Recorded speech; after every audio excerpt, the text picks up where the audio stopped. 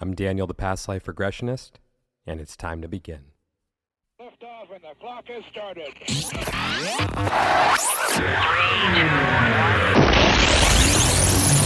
1. This is Timeless Spirituality.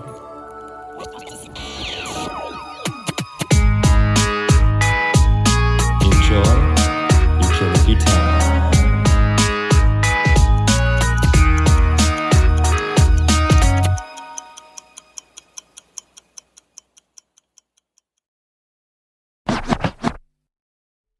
Hey everyone, welcome back to Timeless Spirituality. I know that I said I was probably going to have the season 5 premiere ready for today, but I still need a couple more weeks. I really want to get it right. I'm really proud of it, and it's something different from anything I've done on the show before, and I'm really excited for it. So for today, I want to re-air an interview that I did a few months ago on the podcast Your Soul Wisdom. It's a little different than what you typically find on Timeless Spirituality. But since we're going to be going in a little bit of a different direction for season 5, I just thought, yeah, why not? So I hope you guys enjoy this interview. I don't do much talking for the first third of it or so, but then I come in hot in a good way. I don't know. I love the panel on Your Soul Wisdom. I think that they're great. I just have so much fun every time I go on the show with them. So I hope you guys enjoy this episode. And also, I have a workshop coming up on June 21st with Jenny Sherman. We are going to be talking all about the summer solstice and bringing in the summer on the 21st. And I'm going to be doing a past life regression for everyone. So we're going to see what comes up. It's going to be a group regression. And we really would love to see you guys there. So I'm going to go ahead and drop the details in the show notes. So if you want to go ahead and follow the link, we'll see you there on June 21st. And with all that said, if you would like to book a regression with me to discover who, when, and where you have been throughout time, you can reach me on Instagram at the Past Life Regressionist, or go ahead and book through my website, thepastliferegressionist.com. And now it's time to begin.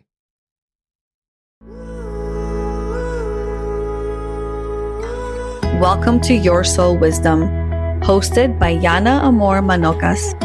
In each episode, we invite you on a transformative journey delving into the profound mysteries and wisdom of the soul. Join us as we explore a wide array of spiritual topics and sacred practices that nurture and heal the soul, from reincarnation and soul contracts to the enigmatic experiences of womb alchemy and astral travel. Our discussions are designed to enlighten, inspire, and deepen your understanding of your own soul's journey. With Your Soul Wisdom, nothing is off limits.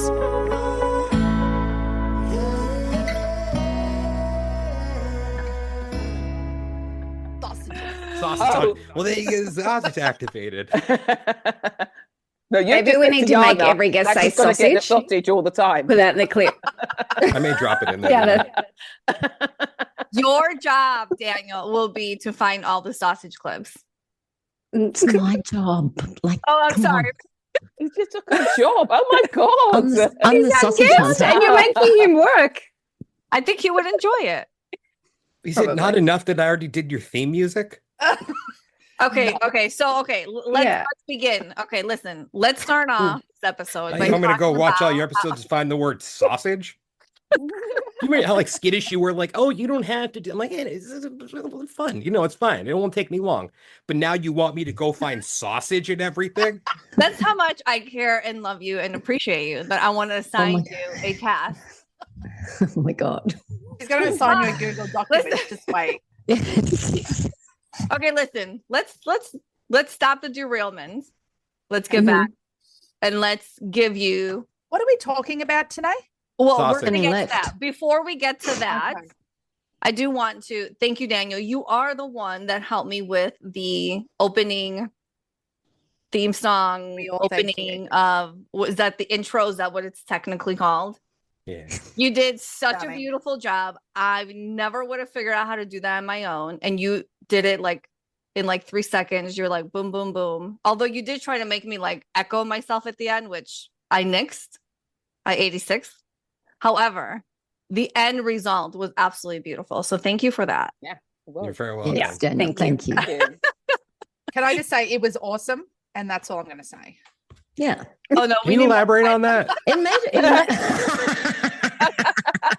made it very real, didn't it? When Yana sent it out to us, it made it very real. Oh, it was wild. Yeah. It was wild. Oh my Yeah. It god. was so wild. It was like, Okay, who do we think we are? So what we're talking about going left.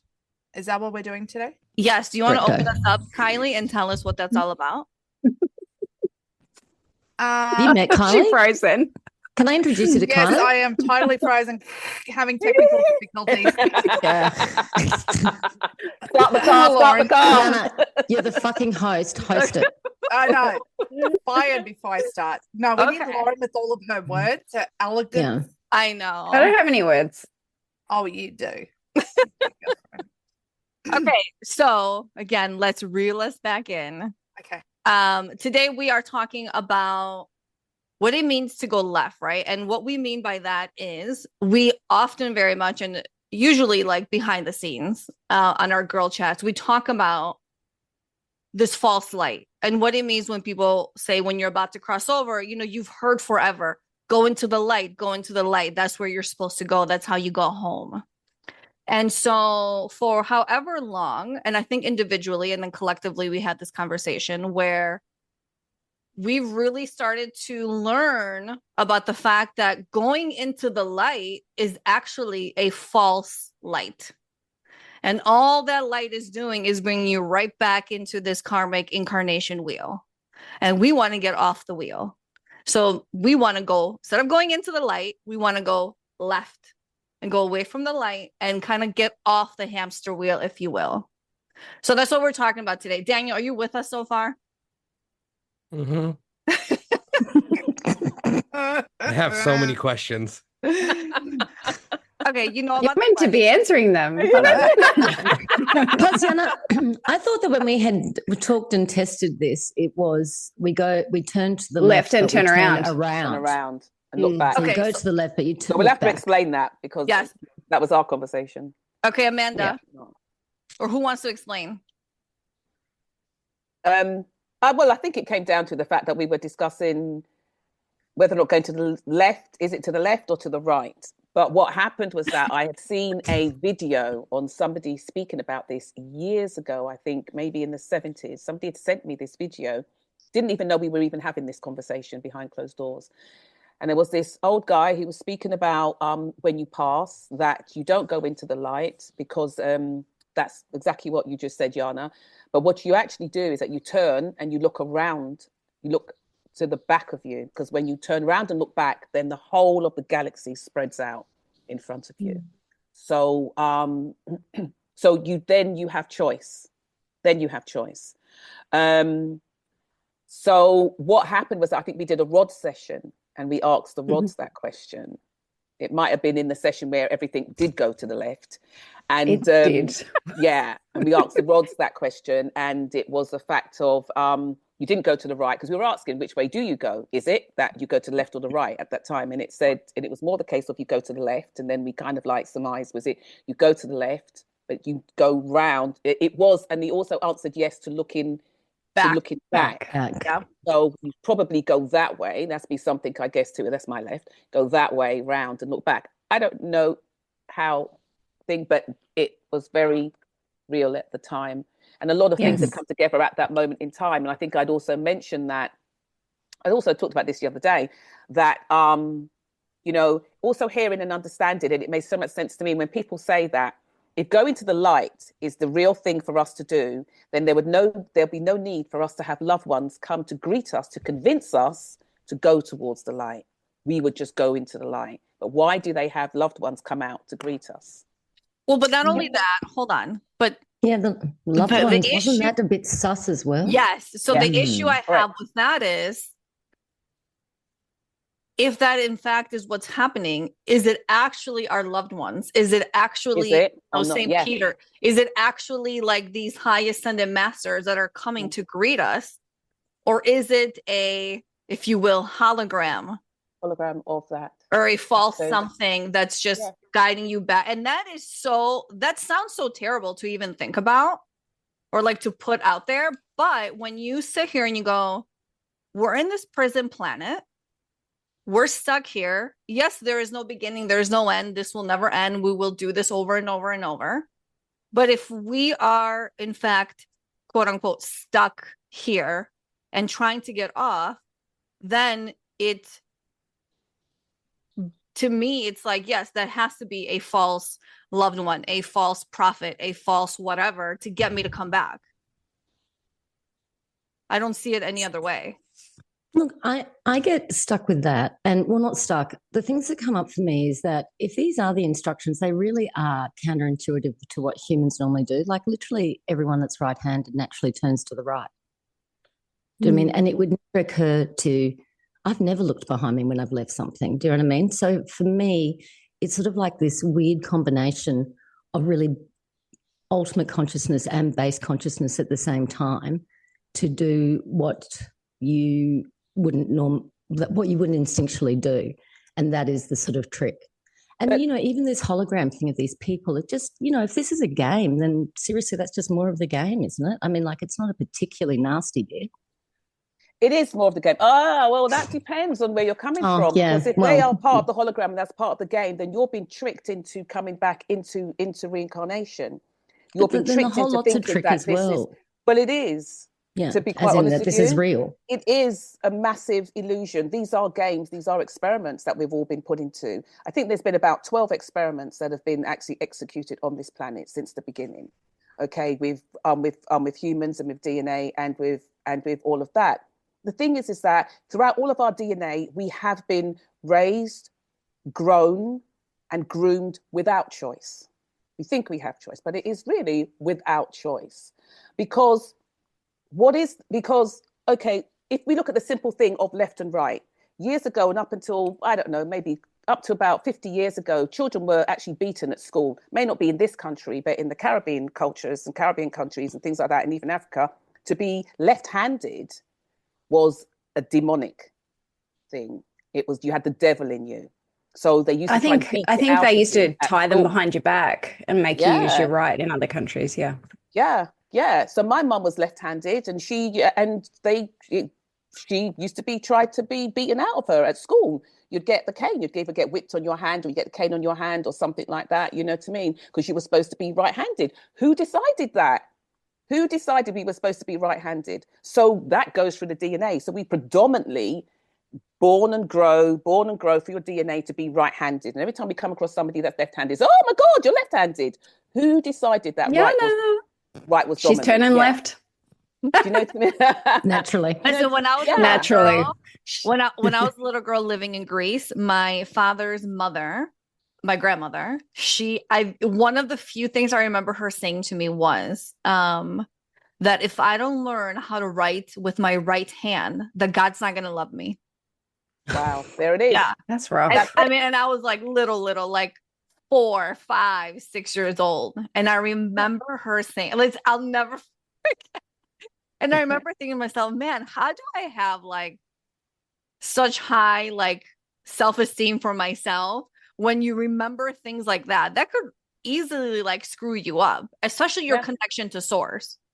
Yeah, 100%. 100%. But you see, right-hand people would never experience that because we're just not going to experience any of that. So we don't know really the plights of a left-handed people or even the plights of a left-handed world. I mean, somebody's probably written a book or a film somewhere about the left-handed people and all the things that's happened to the lefties. Do you know what I mean?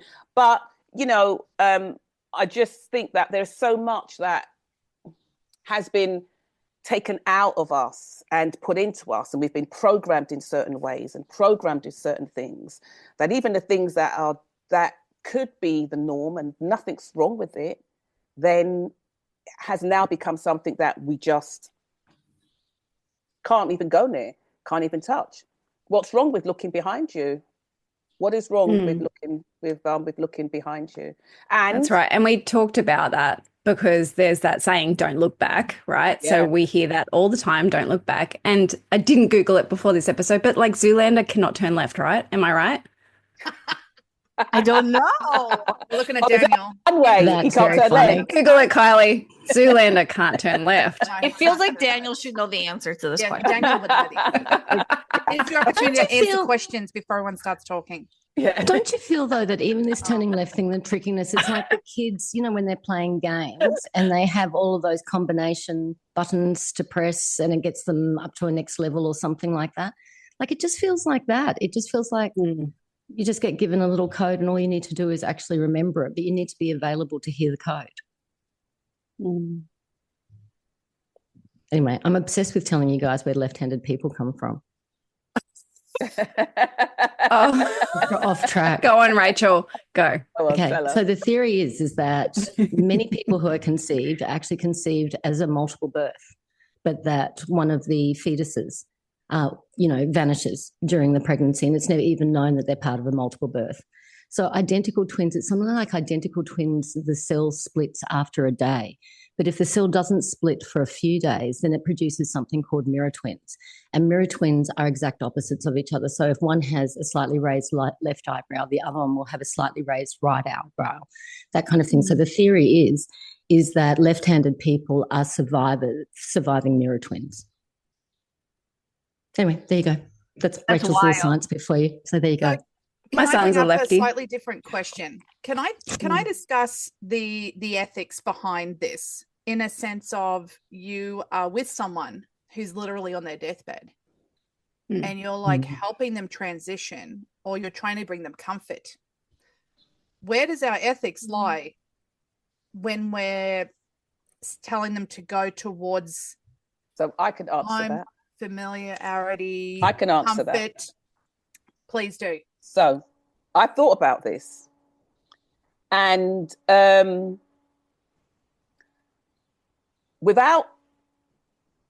you pass in an unconscious way, and I don't mean that as a negative, I just mean without knowing, this is how I've come to understand it, then the only thing that you can do is to guide them towards the light.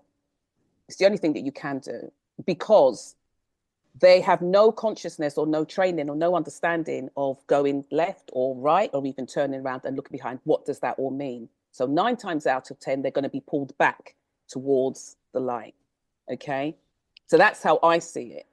It's like in the beginning where sort of like, you learn a particular thing, you do a particular training or a particular module. It's the only way how you know it. Somebody else knows or is training you in something different. Up until that point, you actually learn and complete the new stuff. You can only work with the old stuff. But what we talk about is not just a point of just passing and going to the left. It's in this lifetime becoming as conscious as possible. Is really knowing who you are. Is really knowing what you are and everything about yourself. It's stepping into what we constantly talk about, is that sovereignty. So that when you do pass, you pass and you're conscious in your passing. Because when you do pass, you will be asked a question, because they will come and you have to be able to say no. I think that's where we kind of like went left as well, because we kind of went into the whole other stuff. But and the other conversation. But you do have to be able to make a choice to say no. And there are a lot of people that would not be at that level of consciousness. Like a lot of people, thinking about people who I know who've passed, or, maybe heading that way soon. They would not be able to hold this concept at all. So I really think it is about the availability of the consciousness in the incarnation as to whether you can even consider it. So it's one more or 600 more lifetimes on the wheel. I think there has to be something to be said for the fact that all of us are very conscious of, I don't want to do this wheel again. I don't want to come back and do stuff again. And for what for? What is the reason? What are we doing here? I'm that kind of person whereby it really gets my goat when we talk about, we're coming back to learn. I've gotten to a place now in the last 6-7 months where I kind of like say 2 fingers up to that. I think it's a crock of crap and I'm really not up for it. It's funny enough, I watched a really great film the other day called Life After Life, whereby a client told me about it. She probably, I think she listens to the podcast, so she'll know who she is. Called Life After Life. It's 4 episodes. It's really brilliant. It's about this girl that keeps dying. She keeps being born and dies and borns and dies, but she comes back into the same family all the time. And She comes back almost with a knowing. She has not that much memory. But what she has is a knowing that. So she comes back in, and at certain points in time, she avoids certain things, or she does certain things in order to avoid, in a sense, dying like she did in the past life. But her choice was to come back into the same family. So with the same siblings, the same this and the same parents and everything like that. And the film just keeps on going like that.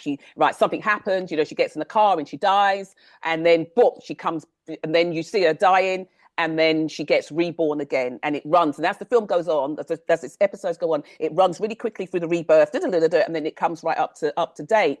It got to a point whereby in it, she said, and it actually made me feel, I thought, oh my God, you guys, the girls need to see this.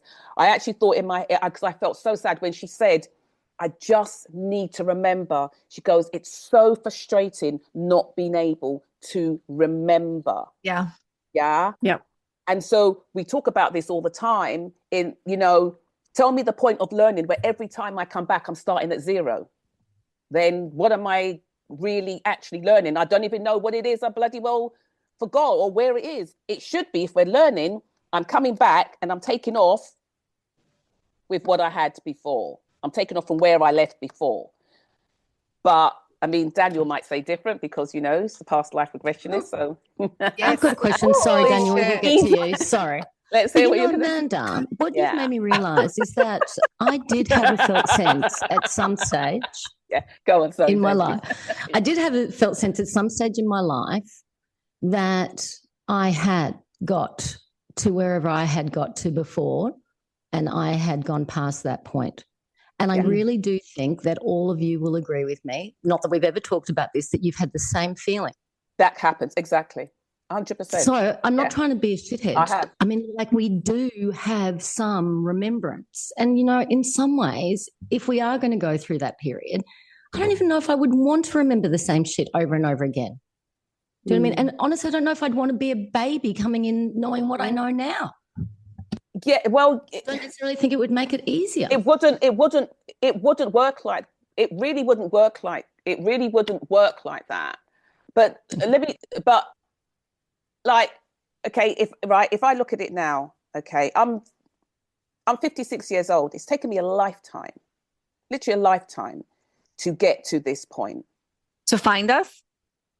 Yeah, look at that. And I'll tell you what, in the past, 6-7 months, so in all honesty, in this past 6-7 months, I have grown, I think, more in these months with these conversations that we have, and I think the relationship, that energy and that love that we have, that we are all helping each other to remember, because we are getting to places a lot more faster now. I mean, I'll speak for myself, than we have before. Yeah. A lot more understanding. Because you see, this conversation that we're having, this was a conversation that I've been having with myself for about the last 10 years.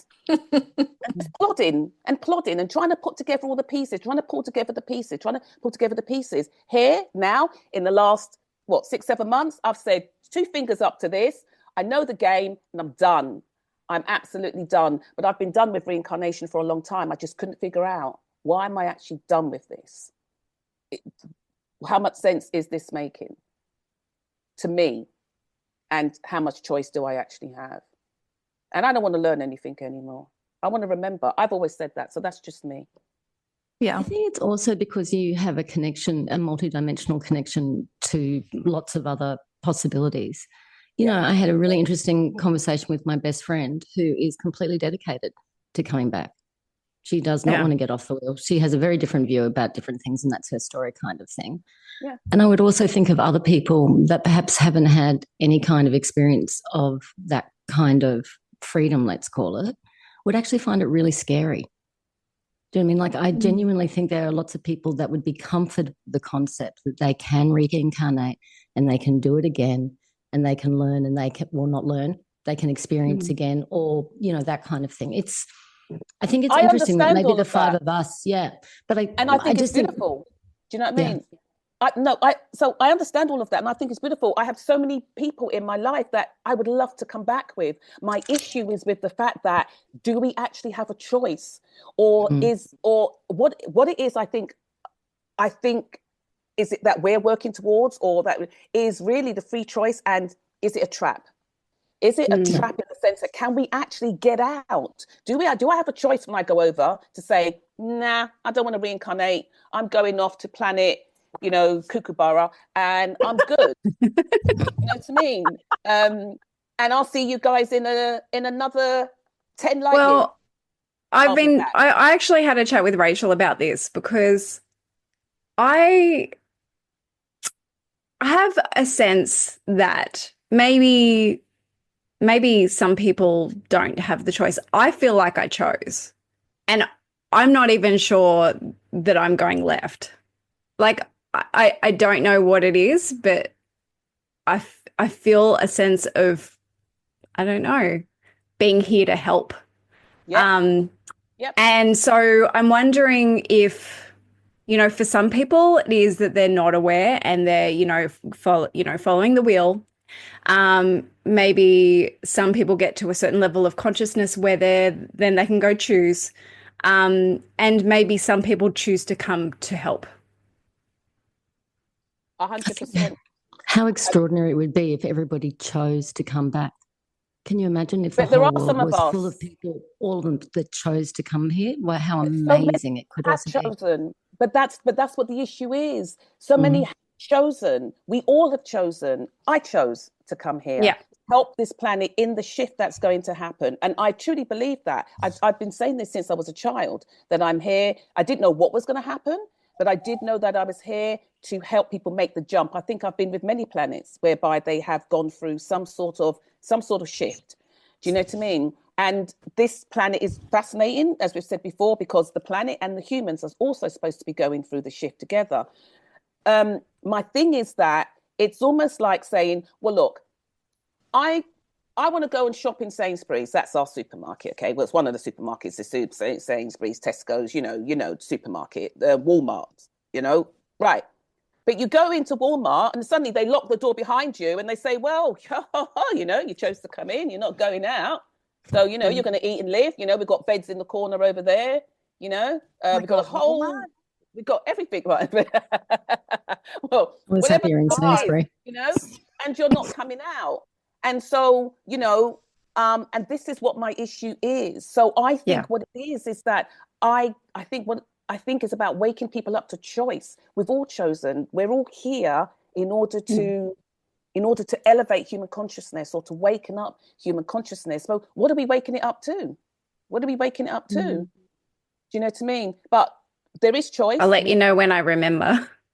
Well, there you go. Do you know what I mean? So I completely get it that, you may not go left and you may come back. The thing is that you may go left and you go off somewhere else and you make that decision to come back in again. But I think we're all coming in with the thought and the feeling that we may be able to crack the code. We may be able to crack what it is, rather than ending up in this, for me, I just think it's just these aimless cycles. And I'm just really not up for anybody telling me that, I'm back in this lifetime. Like I said to you, guys, the last time, that the reason why, you probably got a wonky finger is because, you stepped on the little sister's wonky finger in the last life. And so, you've now got to experience a wonky finger.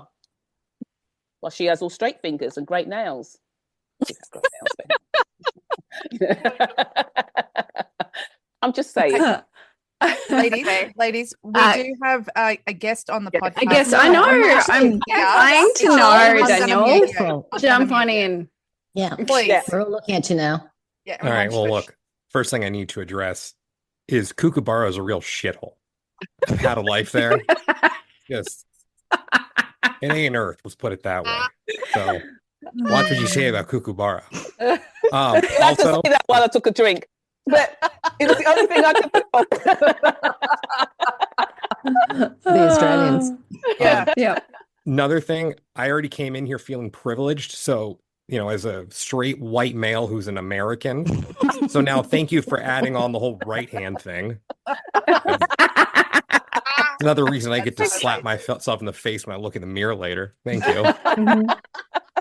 So everyone who's listening to me speak right now know that I'm coming from this place of privilege, being all those things and a righty now as well. Oh my God. Stop it. This is a fun, safe space. Stop it. Didn't think I had that one working against me. My first question, just because I think to be able to gauge this conversation, I need to understand the backstory of we'll call it control. Would that be like the way to sum it up? The control of this, it sounds to be a system of manipulation. So what's the backstory behind that? And we're at a sausage festival, like immediately. Daniel bought the barbecue. Probably a full English. Okay, let me give you sausage context, Daniel. Sausages is our safe word when we are getting into high channeled, high energy information. And especially when we're doing the rods and Kylie's holding all this energy, she's like, it's like, we can't. So it's our safe word. Sausages is okay. The reason Rachel threw that out is because to get into the backstory of why we are quote unquote a prison planet or stuck here or trying to escape, if you will, implies that at some point planet Earth was hijacked, right? And you listen to Dolores Cannon, you listen to all these different channelers, people who have all this information, well, although she's not a channeler, but all these different people who have brought forth information expressing just that. Okay, so that's like the base line of answering that question. Okay. And it was about free choice. Do we actually have free will in terms of coming back? Yeah, because when we did one of our Rods episodes, and I'm not sure if this is one that we aired or not, we actually asked, are things predestined, predetermined, right? Before you incarnate, do you say, I want to experience or have X, Y, and Z? And the answer we got was, yes, things are predetermined. Then we asked, well, do we have free will? And the answer, ladies, correct me if I'm wrong, was, yes, we have free will, but to a certain extent. Correct? Yeah. Okay. Yeah, it was like, what's your definition of free will? Free will within a certain range, right? Yeah, which then is also bullshit. Because then you're like, well, if things are predetermined, what kind of personal power do I really have anyway? Right. And the personal power, the way I've kind of learned to kind of like accept it is like, whatever that predestined thing is, there are a few different ways to get there. One is that smooth sailing road where you get there and it's like a beautiful scenery and not too many bumps. Like you're good. You get there at a decent time. The other one is that bumpy road with roadblocks and detours and, oh, let me stop at the beach and let me do all this, right? Which takes you off path. It takes you longer to get there. And then there's another option that's probably somewhere in the middle or the faster time. Again, this is the whole timeline thing. But it's not but predestiny, we talked about it like being as themes, right? Not necessarily specific events. Yeah. Correct. Yeah. So whatever that theme is of motherhood or business success or whatever that theme is, however it's going to play out, you do have some free will to how it plays out, but it's going to play out regardless. Right. Okay. Am I getting a little off track here? No, just some more detail, which I found interesting. But also, Daniel, is if you don't we did test that the lessons do get ratcheted up. So you know how sometimes if you don't listen, sensation that you're like going, wow, this lesson's getting really intense now, the 100th time I've done it. Yes, that's actually what's happening. So, yes. Yeah. Right. Who set up the prison planet? Well, look, I just want to, so some things I was listening to actually recent sort of channel material, spoke to exactly sort of what Amanda's mentioned before, but really that to a certain extent, Earth was some kind of experiment, right? Jump in anytime, Amanda. But that at some point in time, there was interference or someone tampered with the way things work here. So I don't believe, and I don't know which Rod's episode it was, but we were talking about like the original blueprint of the earth and whether that's what's happening. But so it was set up a certain way. It was not the intention from the beginning, but something shifted and is playing out that we're sort of not aware of. But Amanda will be able to make that sound better. Oh, well, what I think the first intention for this was, or it is a big game. It has always been a big experiment. Was to see if the creator gods could create a planet or race of beings that could be separate from God, that could find their way back to the divine, and how this journey would happen. But what has happened throughout time immemorial is that different races of beings from other planets have come into the planet, and there's been a lot of experimentation with humans. The DNA has been altered, the DNA has been changed, the DNA has been jumped, and lots of different things. And so that plan seems to be kind of, boiling away in the background. But chances are, we're on a planet of how many billion people? The percentage of those people making it back to source anytime soon is, I would have thought probably less than 10%. And that might sound quite sad, but that's because there's nothing within our world, within our governments, within religion, that is really working to give people that kind of sovereignty or that kind of knowledge or even that kind of understanding. A lot of it's locked away,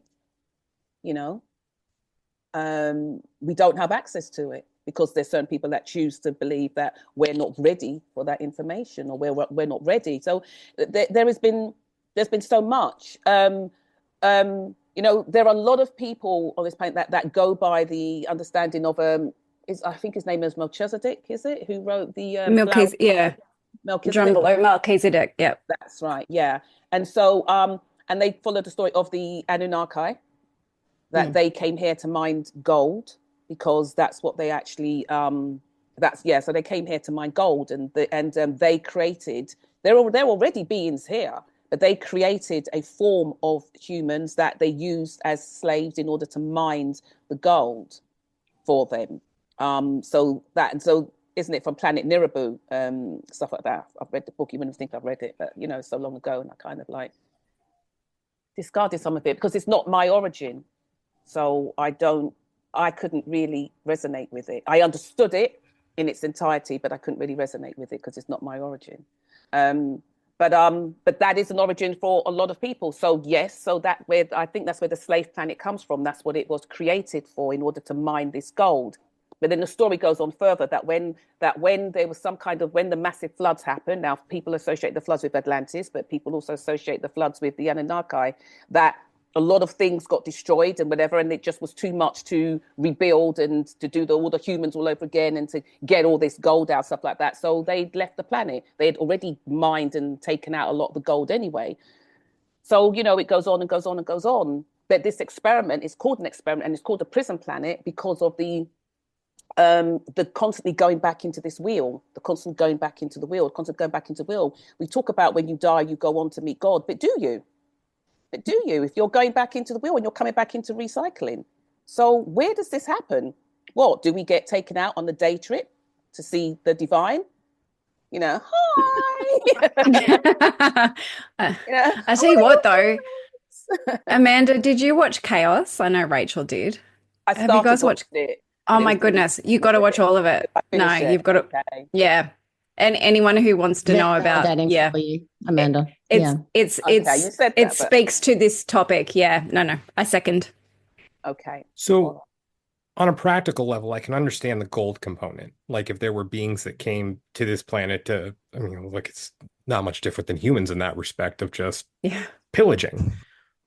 But what's the purpose of keeping the reincarnation cycle going? Oh, okay. So here's here's some sausages for you. This is some sausages. So the understanding is that, see like how the Matrix films, like how humans are really in these pods, and they are, and all their energy, everything has been used to feed the machines. That's what they live off. It's what feeds the battery. Humans are batteries. that's what the understanding is that with this whole reincarnation cycle that we're in, all we're called actually loosh.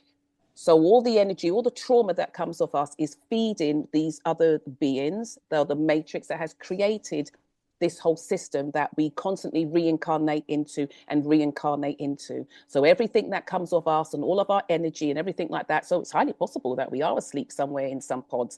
I actually don't know, but you know, there are a lot of us that do adhere to, like, the matrix seems to be a very, very real thing. But that's what it is. They're feeding off what is called loosh.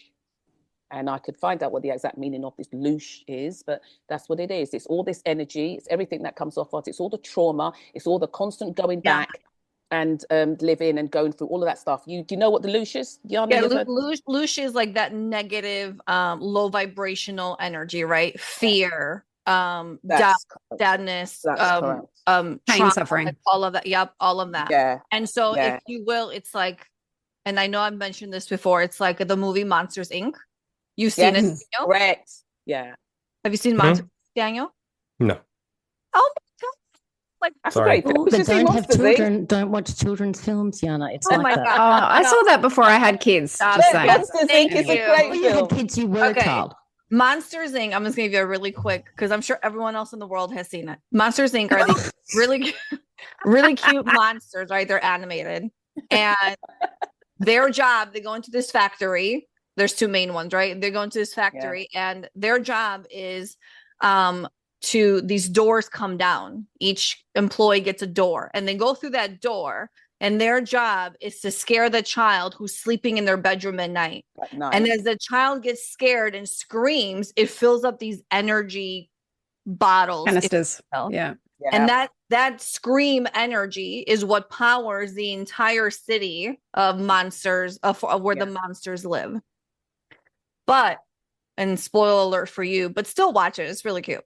But in the end, what they find is that we don't need to scare. We don't need the negativity, this low vibrational stuff. And that the laughter, they become like comedians, right? They bring joy out of the kids. And that energy is what starts to power their city. But long story short, loosh is that screaming, that fear, that trauma, that pain, that energetic embodiment of all that is what feeds these entities, these whatever it is, right? And then so we've also discussed how, oh goodness, there's not just one creator. There's the creator of light, there's a creator of dark, there's many creators. And so on planet Earth, not everybody is love and light, right? There is also that darkness that comes in. What is the purpose of that darkness? What is the freaking purpose of that darkness? Right? Because that could piss me off. I know, like, I catch myself saying, yeah, totally. That gets you really wild. But it makes you mad, right? Because you're like, I don't want to see the darkness. I don't want to be part of the darkness. I don't want to experience the darkness. I don't want to hear about the darkness. And yet it exists, and it's very, very present.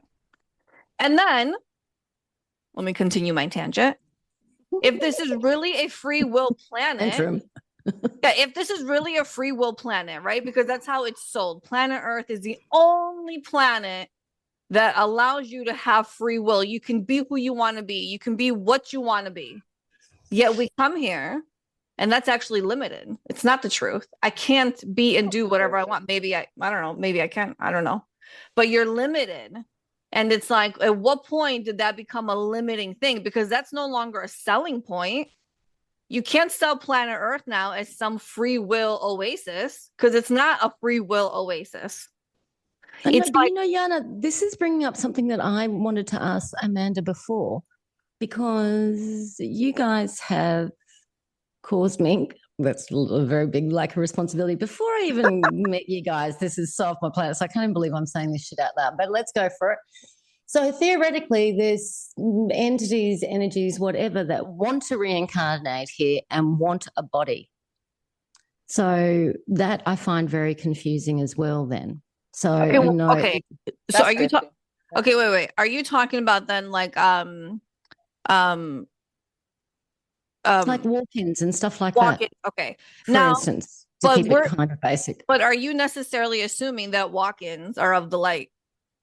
No, I'm not. But I'm just saying that, you know, there is something obviously like, you know, we might be all sick of this sort of like roundabout thing, but there is something still apparently very desirable about coming to Earth. There is something valuable and causing people. There's competition for it. You know, there's lineups for it. It's this weird. So I'm interested in what that is. It's about freeing a race of beings. It's about freeing a planet. It's about It's about the fact that we know so little about what is actually going on, about the deep. Oh, okay, I won't even mention that because that's like that would probably go ding, ding, ding, ding, ding, ding, ding, ding, ding. Do you know what I mean? We about so little information about what is actually going on in this planet and who is actually controlling the planet or controlling the different countries or controlling the different, I don't know what they call it, continents or whatever. Right. The people who think it is. Who are the powers that be? Who are the powers that be? And it's certainly not the people that you think it is that's standing up there, you know, call it MP or prime minister or president. It really isn't. And it's, you know, there's a documentary program that's just come out on with Dr. Greer. He's talking about, it's not even talking about UFOs. But it is talking about UFOs, but it's not talking about has anybody seen them and everybody and the validity of them. It's really talking about the fact that they are here. They have been coming here. The government, and it's not even your president doesn't even have any knowledge of this because it's really based a lot in America. Doesn't even really have. They don't even have access. Clearance or access to the information. But there's been a lot of collaboration between humans here and these other beings, whether their planes have crashed or whether they've come in and they've actually got them whole, whereby they have reverse engineered their own crafts and things like that.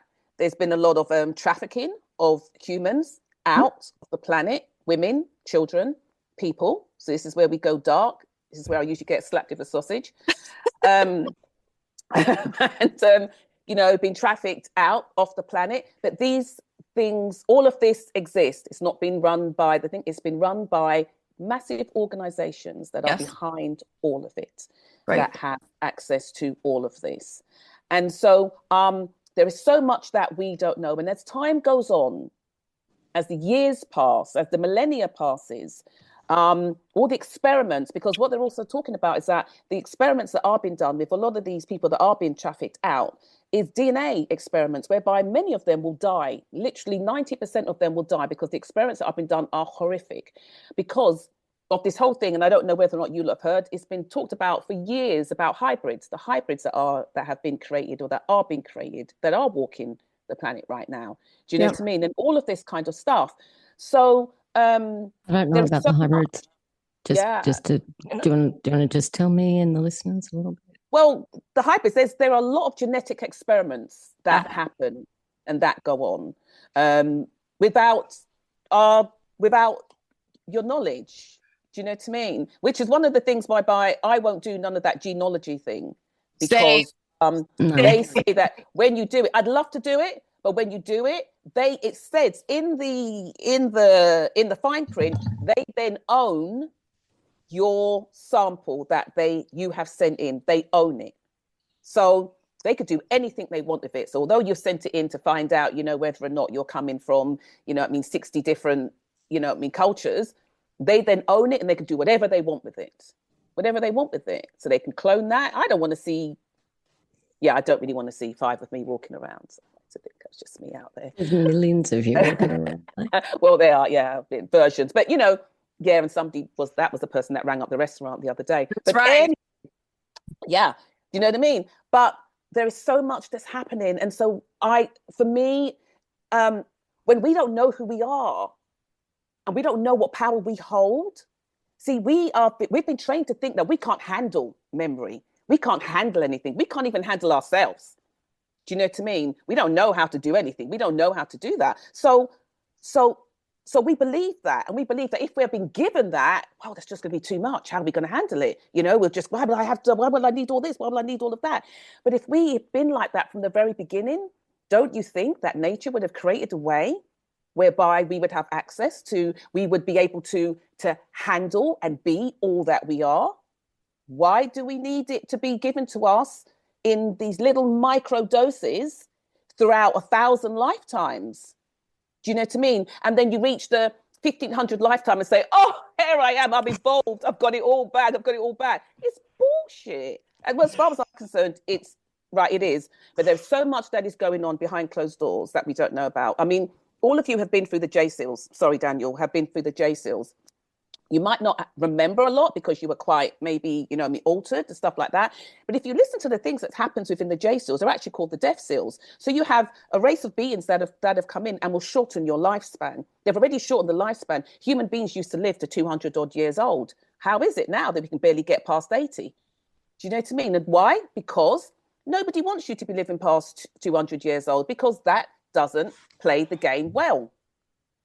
Get them up to 80 and 90, you get them back into recirculation. Let's get them going. Let's fire up this, whatever it is, that conveyor belt, and let's get them back into recirculation. Let's get all these souls back into recirculation all the time. So far you're in a spin. You don't even know who you are. You don't even know the power of what you are. Do you know what I mean? I'm just, but there, like I said, there is so much. It's coming to light now anyway, as I was speaking about the stuff. So anyway, that program I was talking about is a really good watch with Dr. Greer. So, sorry, Daniel. When it comes to the ET stuff, yeah, I mean, I've gone down rabbit holes, and Stephen Greer is the one who rings the truest to me. After all these years of watching him, he's been the most consistent. Yeah. And I don't fully buy into everything, because of course there are questions that I have, like, well, why is this guy still alive if he's out there, fighting this big system? Why haven't they taken him out yet? But I haven't heard him say that he has protection. So, okay, maybe that leads me to believe that there are these groups that are out there. So that's one. Another thing is, yes, I heard him bring up the trafficking thing, or, abducting humans, but I haven't heard him mention about taking them off planet. So I don't know, is that conflating what other people have said? Well, have you bringing into yeah, it could be, because the thing was, sorry, Diana, the thing was that by the way, I'm about to fucking go off in a minute, in a good way. You guys will like it. Okay. Okay. Right, so there's two separate sets of trafficking that's happening. Okay, that's happening in this planet, on this world. One is with the children that are being trafficked. That's a whole separate ball game.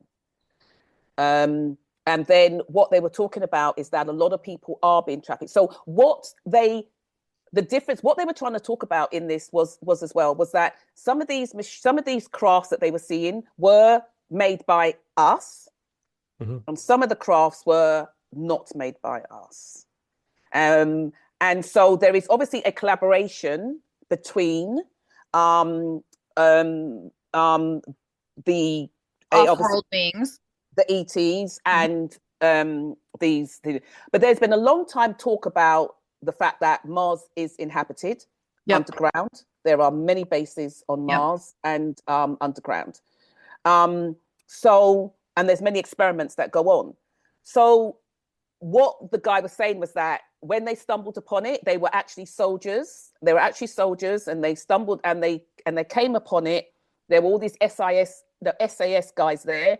And they didn't know if they were going to be killed or not. Because the program was really about whistleblowers, and I think 3 of them have actually been in court to speak about it. Not in court, but in front of the whatever. Because they're all soldiers. Yeah, and so what he was saying was that they saw these trucks with all these. There were these cages. There were these trucks with cages in it, and these kind of systems with it that deliver oxygen into the cages or something like that.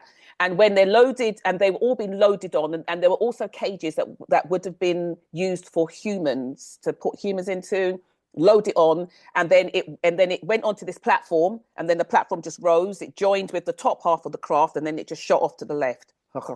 Wait, that's what he said, it was to the left. So,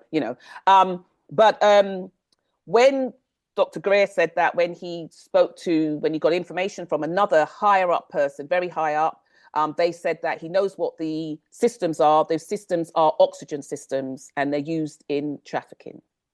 So whether it's off planet, in planet, I can't confirm that, but I'm just joining also other information, because I've got loads of information from everywhere, kind of thing, Bobby. So, but there's just a lot of experiments that goes on.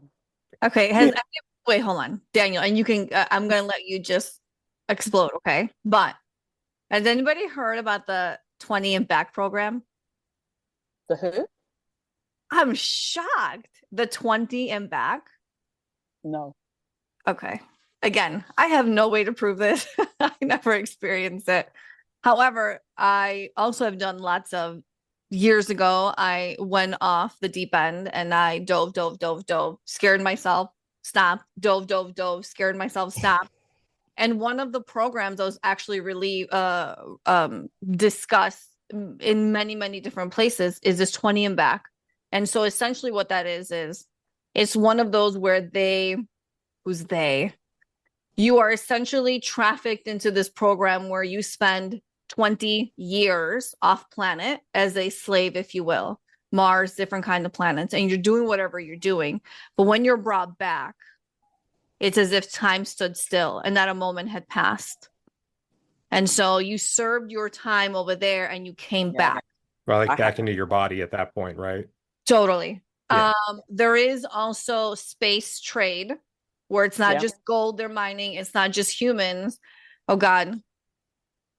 I almost feel like I need to sausage myself. But if you have actually seen any depositions from a certain place that helps women,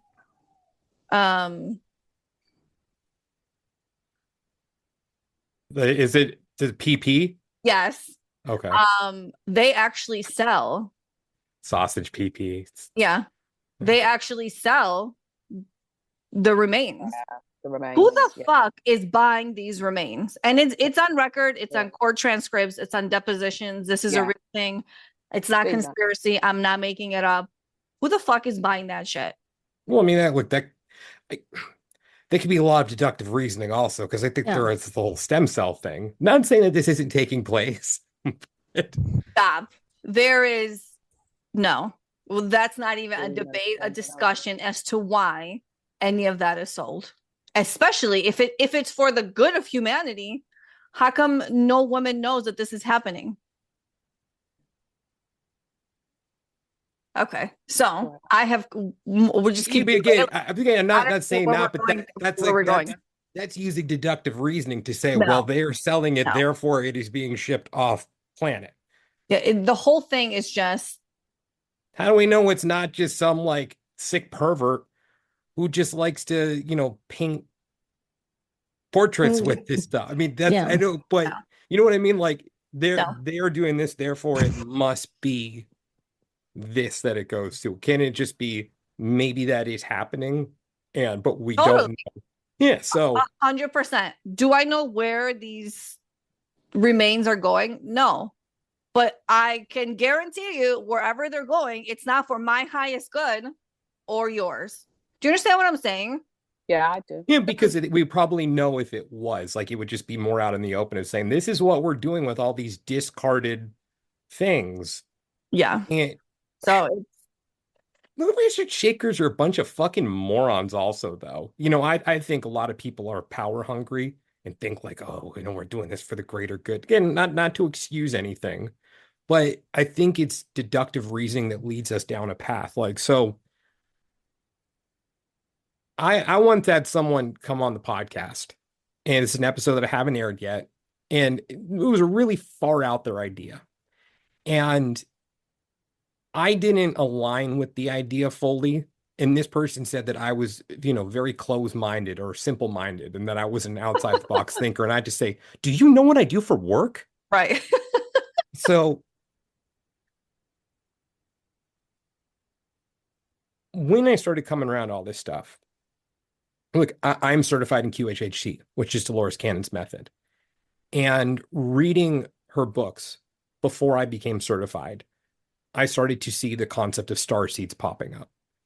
And at the time, I said to myself, okay, a lot of these sessions were taking place in the 80s and 90s when, they don't really have the internet back then, or you couldn't really find a lot of that. So I used deductive reasoning at that point and said, okay, these people didn't have anywhere to draw this information from. Therefore, it must be completely organic.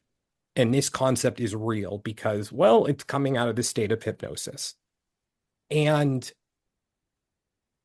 years later, I came to find out, through a deep dive of the origins of the term starseed, that its concept actually goes back over 100 years. So, it had its roots supposedly in, supremacy and things like that. Because of course, beings from another planet, can you put yourself on a higher pedestal? And again, I'm not discounting that starseeds are a real thing. I do believe that there are souls or beings who have come from elsewhere to incarnate to help this planet in one way or another. I am on board with that. But I used that as my basis for, this is 100% real, because how would these people know?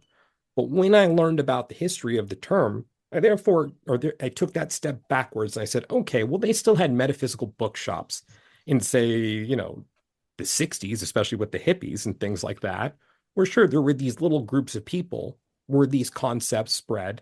And then when I kept going with that, I'm like, okay, in the 80s, this would be the natural evolution of people having these powwows 20 years earlier, and then spending a lot of time convincing themselves, I am this thing, because that is what makes the most sense. This is why I feel so out of place, because I must have come here to save the earth. Again, and I need to reiterate, I do believe in this, but I also believe in psychosis. So I believe that there are some deeply troubled individuals who convince themselves of these things because it's easier to say, that's why I experience all this shit and this hardship and I feel out of place, instead of saying, hey, that guy was mean to me when I was 7. And that's really stuck with me. It's easier for me to think that I came here to be Superman. Again, some of this is, I may be speaking from experience, because this is a lot of the way that I viewed myself for a very long time.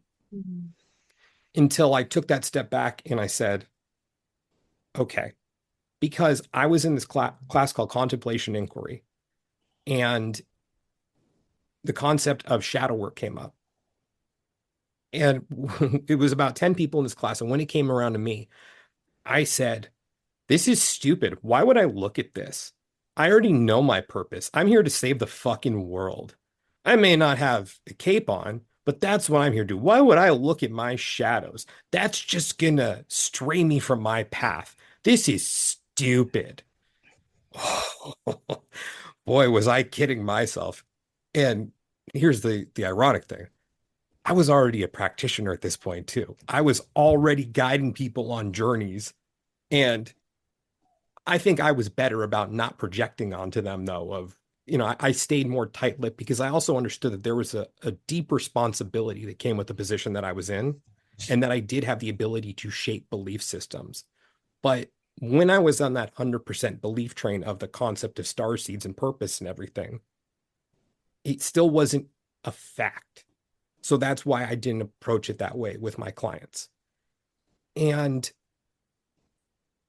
another thing is, when you look at something like QAnon and the whole conspiracy in the United States. Oh my God. I think it was fucking brilliant, because I believe that there probably was some truth sprinkled in there. But the easiest way to hide something is in plain sight. So if you sprinkle that 3% truth in with like 97% bullshit, if that 3% truth is brought up, then it's automatically associated with the bullshit, and people will write it off. And could there be cabals and groups that are organizing these things? Yeah, could be. I mean, it's very possible.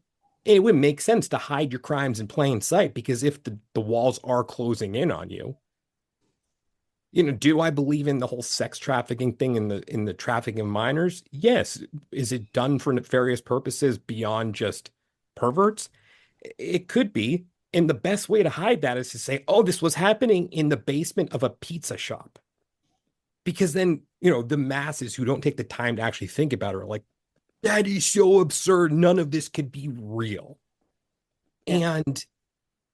And it gets diluted, unfortunately, at that point, because it's taken off the path. Then, of course, you have Jeffrey Epstein, who 3 years after, the whole pizza comet thing dropped, I think a lot of that was overshadowed too.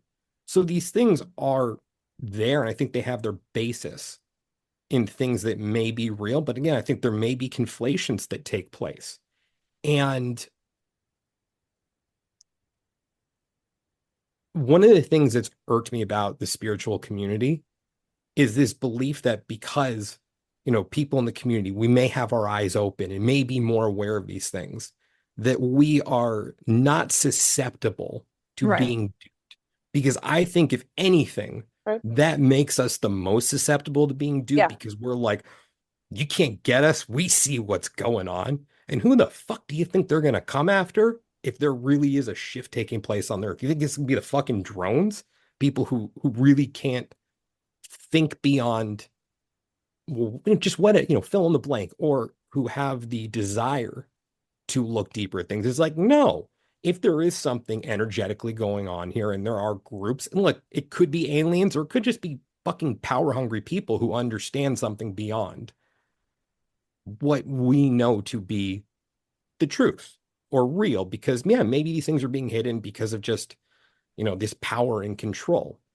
But if you look statistically, at least in the United States at this point, as we're recording this, what is December 30th of 2024, more and more people are, or I guess, not identifying as religious anymore. It's continuing to drop off. And whether they become atheists or believe in something else, I don't know how far that goes. But what if the left, well, one, also I'd say, how do we know that the right or left is the right way to go when it comes to the light? Because I think you'd have to actually go there and then to know. Test it out. And no, it's like Kylie find out with the rods. The rods never lie.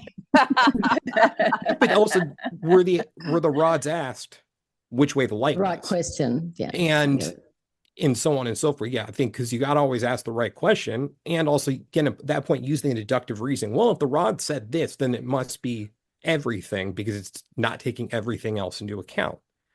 And what if this is just the next natural evolution of straying people from the path? If this is the prison planet concept, look, personally, I think it's possible, but I also think it's fucking beautiful, all the pain and hardship that goes on this planet. Not that I'm a fan of it, but because I think it does create these situations for us to learn and grow.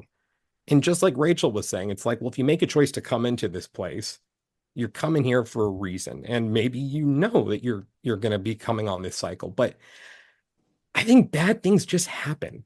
And when I was looking at a lot of this deeper, at least a decade ago, it all rooted back to, it was easier for me to look at the boogie woogie man outside, that is in control of everything. And for me to be angry about that, because it was easier than looking at what I was carrying around inside, because I was afraid of looking at those things. And the irony is, I think there was some fear being generated on some level of like, oh man, they're in control. Like they've controlled every aspect of our lives. Everywhere I look, it's this and that. They're in control. It's like, I hear people saying, oh, well, I did this and I saw matrix codes, therefore this is a virtual reality. It's like, I don't think that fucking proves it's a virtual reality. I think it just proves that maybe there are codes that when you're looking at a wall, when you're in this state where it's the build of things or the makeup, we don't know. Maybe we just can't see that with our senses. But what if this is the next natural state to keep us here. You know, it's planting this seed. Because from what I understand, when it comes to the Anunnaki, and I need to just reiterate this, I don't know if I fully buy into it or buy into it at all. But then on the other hand, it could be. It could very well be. From what my understanding, and all this, the way that's been laid out, it's like, wow, this really makes a lot of sense. But I also heard an expression with writing that only fiction needs to make sense. So you look at a guy who's fucking walking on water.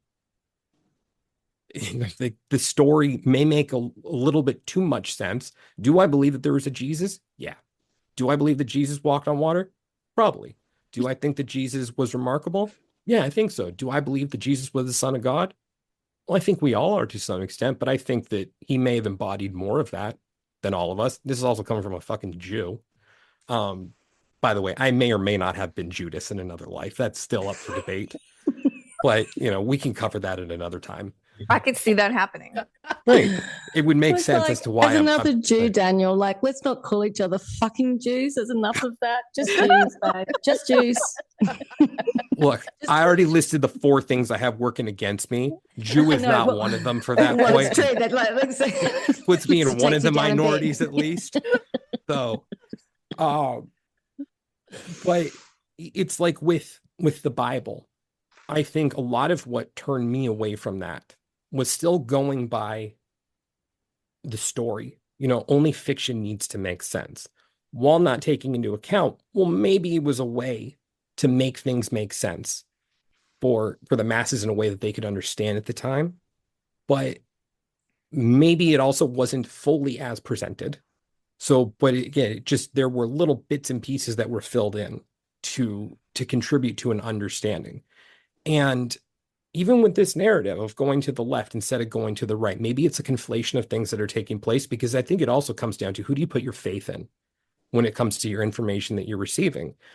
As a practitioner, you know, doing past life regression and listening to the stories that people tell, am I going to solely put my faith in what's being presented because I'm like, I'm the fucking best past life regressionist in the world. I'm going to have these people in 110%. There is no chance for them to be projecting anything that they have picked up outside because I'm so good. I'm the best. This couldn't be. Or am I going to say, there is a chance that this could be projection and I haven't fully gotten them in, or they are not allowing themselves to go in because they need this story that they're presenting right now.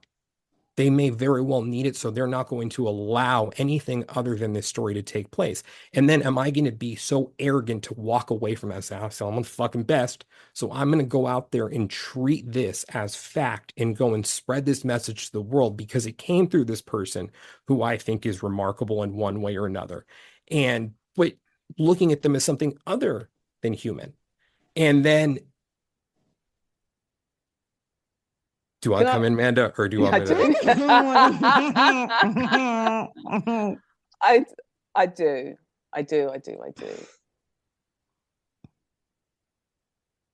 I hear everything you're saying, and all of it, yeah, is 100% in the mix.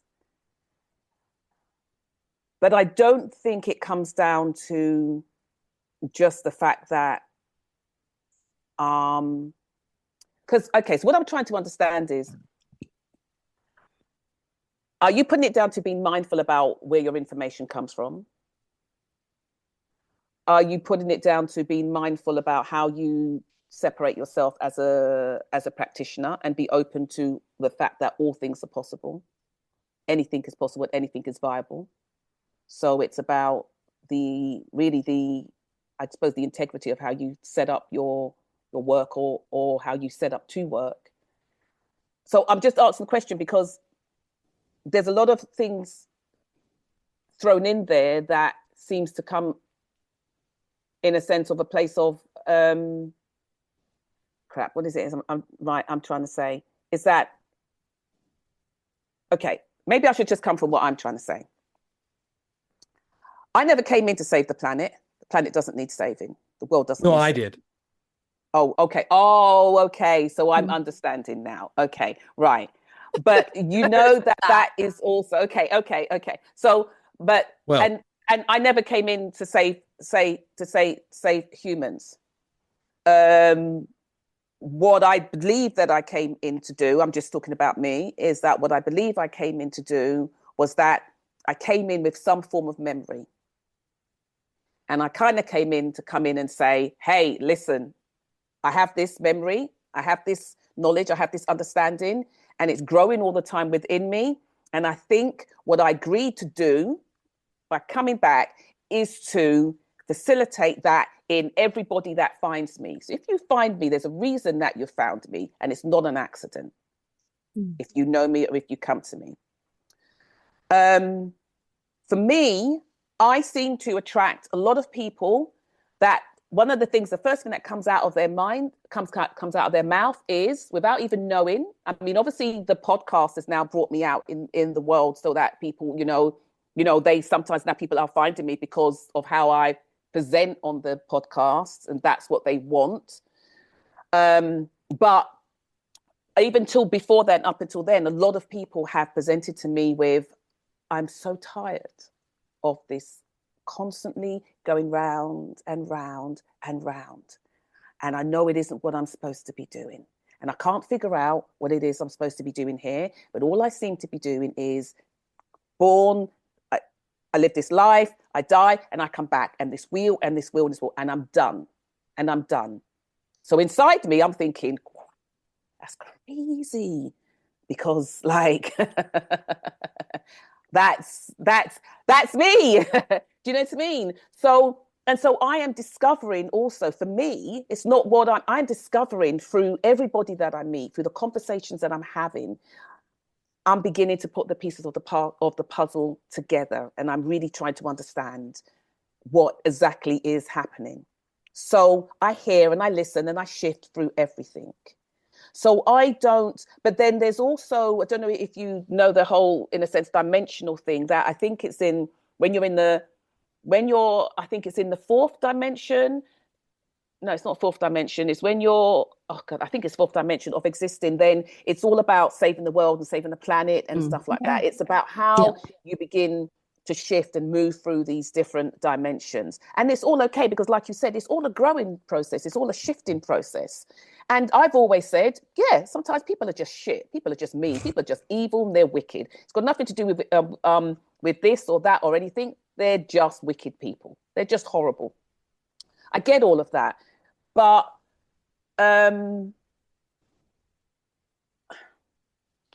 what is it I'm trying to say? I can't get over the fact that I 100% have memory of, and I think I've got to a place in my life whereby I think that something got switched on. And by getting switched on, I keep speaking about it, and I keep trying to tell people, you're not learning.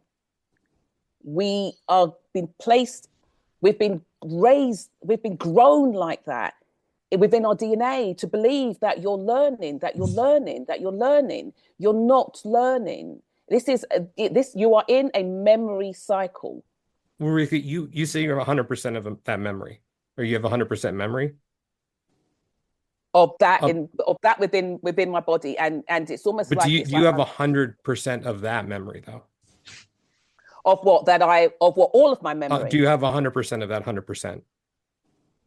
Because I'll give you an example for that. Yeah, there was a past life that I had, a really simple one. Don't need to get into it because it'll waste time. But sometimes when I have regressions, I revisit lives, and I thought because of what I had seen that I had seen everything, and I fully believed that I had the entire picture of what was being thrown at me in that life and what it meant to me in this life. Yeah. And then I discovered that I didn't make it all the way because I thought that because I saw the death and I saw some of the moments leading up to that death, that I had the entire picture of what set that death into motion. But I didn't see the 10 minutes in between the last thing I'd seen and the death. And that changed things dramatically. That. And it was something I wasn't ready for. Yeah.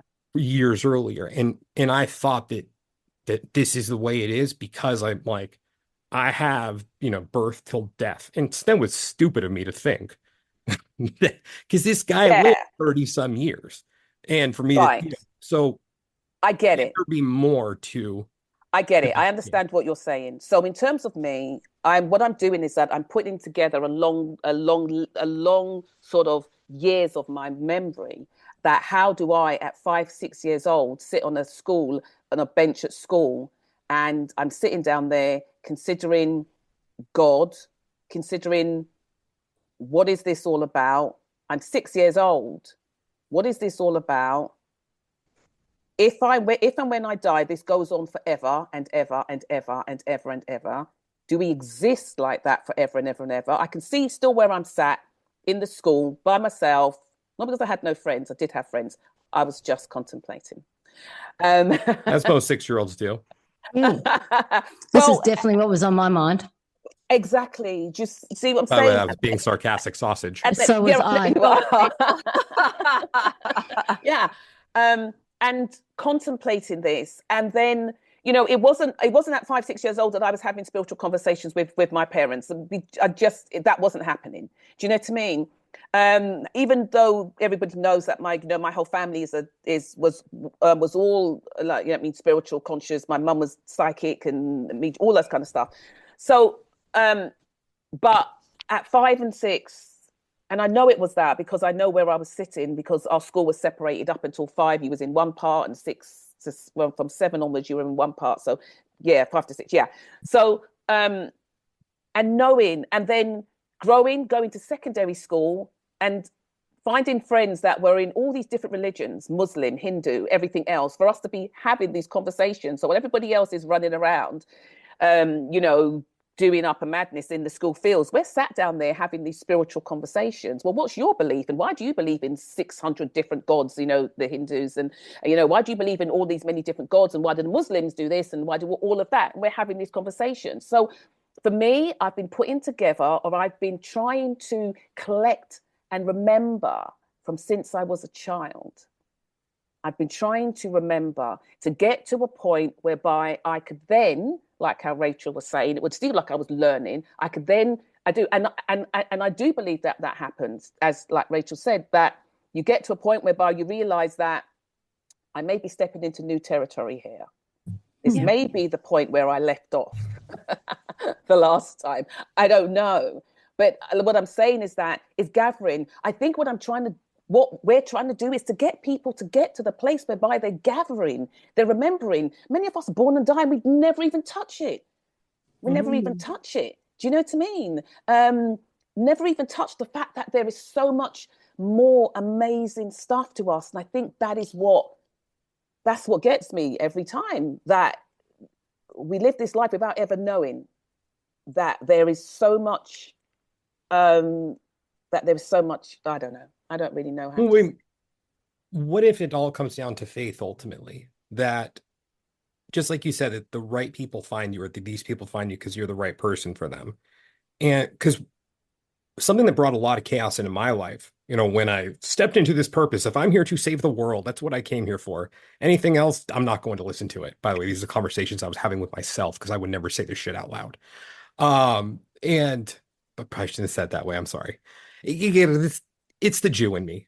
We'll chalk it up to that. I could put it, it's just a bunch of anti-Semites that I'm talking to right now, except for Rachel. Oh, don't count me as an anti-Semite, man. That's anti-Semitic. It's anti-Semitic, everyone. Just because you're Jewish doesn't mean the Jews don't get on your tits. So, Yeah, what I Rachel said. consider myself a token Jew, okay? So I feel like I'm like a part of, I know it's true. Just continue. Okay, well, on behalf of all Jews, welcome. I know it runs down the maternal line, but my great-grandfather was Jewish. See, there we go. I know. It's and what's it saying? If you're sugar enough to think you're a Jew, you're a Jew. Yeah. What did you say? Except for like, it's if you're Mashugana, which is if you're foolish enough to believe you're a Jew, you're a Jew. It's what the first female prime minister of Israel said when they were talking about, Jews making aliyah to Israel and how they were going to decide who was going to be Jewish and who isn't. And she said in Jewish humor, basically, if you're stupid enough to own up to being a Jew, you are a Jew. So I'm sure that anyway, a lot of this has the gone rabbis will way disagree off with course. that. But I agree. But anyway, so wait, what was I saying about the? Oh yeah. So when I had this mentality that I could save everyone, that I could be the one to be like put out, these bits and pieces to the world of the real story of what's going on, and I have the ability to talk to anyone and get through to them. And it created so much chaos in my life. I mean, just that internal chaos of putting that on my shoulders. Yeah. And massive pressure. Oh yeah, I mean, all self-imposed. Self-imposed, correct. Yeah. But it was also easier for me than looking at my own pain. So it's like, even when you were saying at the beginning, Amanda, like when you were asking, like, what's it all about? Is it about, the way I approach my business, or is it about the sources who I gain the information from? And it all comes down to fear and the way I confront my own fear and the fear of the external world. And the way that I look at it too is, let's just say, that this is real, that there is, beings that are harvesting off of our emotions. Then the best thing that I can do as a practitioner is to not contribute to that fear and to be like, hey, let's help you get rid of that. Maybe I have this gift of helping people revisit past lives to release the fear that they've been carrying around for so many lifetimes. So these beings can no longer feed off of it. But is my goal to, because I'm fighting back, because that's the way I punch them in the fucking face, is I help people release it. But is that my motivation, or is it looking at this person and say, I think that I can help, and I think that these are the things to look at, and I think these are the takeaways, but it's up to you what you decide to take away from this experience in this session. Yeah. And I personally think that if this is the application, that's not the way that I would do it, but it's up to you and what you decide to do. And with the darkness component also, I think Yana brought this up earlier about, these gods of dark and light, and, that maybe not all people are here from the light. Well, I can tell you, it is my belief from things that I've seen. Again, this is from the 100% that I'm working from, but I don't think I have the whole picture. But from what I understand right now, I've done some awful things in past lives, fucking horrendous things. So when I look at those people, I'm like, well, they must have been from the dark. But wouldn't that mean that I'm from the dark also, if I have the same soul as that person? And am I working from the darkness right now? But I think Yana, what Yana was saying, well, I think that came, what Yana was saying, if I could side with what Yana was saying. Yana was really talking about the fact that is there just one God, or is there a source, and then out of that source comes all these other different gods. So and so there could be a god for many different things, but there are other creator gods that exist, and they have names. I couldn't tell you what their names are right now, but there are other different creator gods. Just call him Bob. Oh my God, what is with Bob? Bob and his balls. And Bill. But even with that creator component, how does that crossover happen between me being a monster and me being what I believe to be a good person now? And, doing the best that I can do to do the right thing? Or does that, the soul that I inhabit, or body that I inhabit in this soul, if, it's one soul that has these experiences, does that all come from something bigger and better, and, a creator, and which I believe to be benevolent ultimately, and in having this existence right now? Because I mean, also to swing it back around to the remembrance, I think the way you remember is you forget. I think it's having all those experiences that I started to see the horrific lives later on, through my exploration of past lives, because I wasn't ready to see that early on when I was exploring these things. I wouldn't have been able to handle it. Right. But then I started to remember, because maybe I've also hit this part of my evolution as a soul where this was the life where I started to remember, because I had to go through that forgetting of all of those lives to then remember and integrate. And also hit this point in my evolution where I'm not looking at every every decision that I make and every action that I take and applying it to one of those lives. And if I'm a jerk, if I go say something mean to someone right now, like after this, or even this conversation, I could be like, oh, it's this life. That's why I'm doing it. Or it's that life. Or I say, you know what? I shouldn't have said that. That was stupid.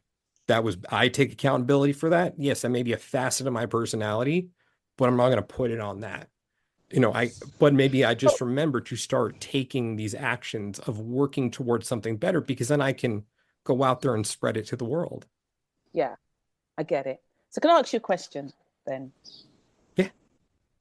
I recognize the fact that obviously the next life is not necessarily based on this life. It could be based on any life that you've ever had. But if we're looking at this life in terms of creating fodder for the next life or a next life, what do you think, if you came back, your next life would be about? Good question. That's a great question. Look, first things first, I don't want to do this again. But I'm I'm gonna cop up to that. But I can own it. Yeah. But I'm also not done perfect. yet. Like I don't believe I'm done yet, as much as I want to be. And yeah, that makes sense. I personally believe that it's not determined yet, because I think that I still have hopefully many years in front of me right now. Yeah. And if I were to die today, God forbid. God forbid. God forbid, yeah. I'm just saying. Yeah. We do want you to come back. So Yeah. Yeah. In physical For form. the show. I'll haunt you guys if I die tomorrow. Yeah, no, don't do that. Riley, you're on. I believe my life would be less comfortable than it is right now, because I believe that I'm very fortunate, and that I may not have been born with a silver spoon in my mouth, but I was born in really beneficial circumstances, and that I am just very lucky and fortunate, and by extension grateful for what I have and everything I've been brought up in. And I don't think that I've made the most of the life that I've been given up until this point. So I think that the next time it would be too easy if I was given this again or more. So I think the circumstances. I need to stop you. I can't even deal with what you're saying right now. Okay. I know what she's gonna say. You're gonna get it. No, hold on. Yeah. I'm gonna reflect that's back bold. to you. Hold on. Okay. Okay. I'm gonna reflect back to you the session that you gave me and Lauren Jaffe. Okay. Mhm. And then I'm going to throw in something else that we have, my own belief, and something we've done with the rods too. Okay. I believe that if we're living all our lives at the same time, for lack of better words, if I level up in this incarnation, that ripples out to all the other Yanas that are playing out. We kind of all level up at the same time. Okay. So that's one thing. Then I want to bring up that session that you and I had with Lauren Jaffe. And what you did was you took both me and Lauren through, we did like a regression. I know you call it. I did it's the group regression method, where I'm not directly interacting with you, but. Correct. Yeah. Oh, can we do that? Sorry. Continue. Yeah. Yes. Oh, Yes. That would be great. What did you say? It's like, The why five have of you us not do told a us about great- this? Oh What? no. Oh my God. Banana, you're That would be holding the out. Best. That would be the That'll best. be the third appearance. Listen, once my episode on Daniel's podcast comes out, you'll hear more of the experience, right? Spring of 2029. Earliest. So when we did that group regression, what came to the surface and was very obvious was that my lifetimes that showed up during that regression were very reflective energetically and personality wise, thought and belief and all that, as they are in today's times. This Yana right now talking to you. Lauren's was the same exact pattern.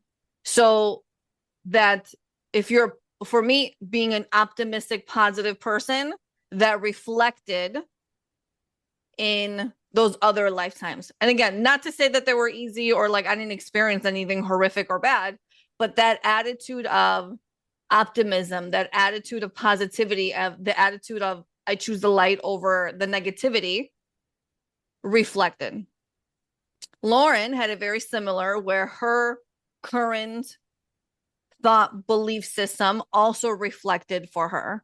And so it pisses me off when you say, oh, if I'm my next lifetime, I couldn't dare have anything as good as I have now, because you are always so focused on these past lives where you think or believe you've done these terrible things. And who are you now to believe you are worthy to have anything good? And it frustrates me when I hear you say it, because I knew as soon as Amanda asked that question, you were going to go into that same pessimistic space that I hate. And I want to say to you, why do you allow yourself to keep going in that space? Okay, hold on. I do want to throw something in here though. Just bear with me. I love you. But what if it is that in that exploration of those lives, and what Daniel's explored thus far is that, but there is so much more. That's like Daniel says, it's 100% of what you know right now. Correct. But there could be so much more. 100%. And so the thing that I've always tried to shove down Daniel's throat is shift that focus, shift that perspective, because we can all have, every single one of us, no matter what we've done before, we can all have way more, bigger blessings, bigger opportunities, more joy, more everything. And so did I ever say that less is more? You better stop it right now. No, but really, did I say that for that life though? No, but you said, and I'm going to paraphrase, I don't remember the exact words, but the sentiment was that, God, with everything that I have, with all the knowledge of all my past lives, I can't imagine I'd be as fortunate in my next life to have at least what I have now. So maybe where I went wrong, because the sentiment that I really meant there is maybe less would be more. Maybe I would do more with less. Or even if you have more, it doesn't matter. It's the perspective, right? I know I can't I love. Well, I also look at these things very different, because I see that people who are kings and queens are the most miserable out of all. 100%. I had a lifetime during that too. I get all that. It's not about having the riches. I'm talking about internal optimism, joy, faith, like all these beautiful things that we innately are born with. And it's like, is your glass half full or is your glass half empty? Because it doesn't matter how much money in the world you have. Is your glass half full or is your glass half empty? And if your glass is half empty, everything's going to show up half empty. And so that frustrates me when I see someone in that space, because especially with you, I've told you a million times, I love you and I care about you. And I just want to see you like come to that other side. And I'm not saying you are less than, of course I'm not. No one is better, less, more, or any of that crap. Okay. No, I'm better. It's okay. Okay. Yeah. I just you just shine so much. And I want to see you sitting in that shining energy, but like truly embodying and knowing that you are that shining energy. And I appreciate that. And the way that, I see it as different, because I see it as me wanting to make the most out of what I have now, because the question still was like, well, what's the next life going to look at? I said, well, if I went today, this is what I think it would look like. But just like you were saying, it's about the ripples and reverberations that happen. and that can change if I make the most out of what I have. So maybe I'll finally get my ass into gear. By the way, everyone, when's this premiering? Next week. Like what day? 2025. You want a calendar right now? It'll be the 6th, 7th, 8th. It'll be the 7th, 8th January of January. January 7th. Okay.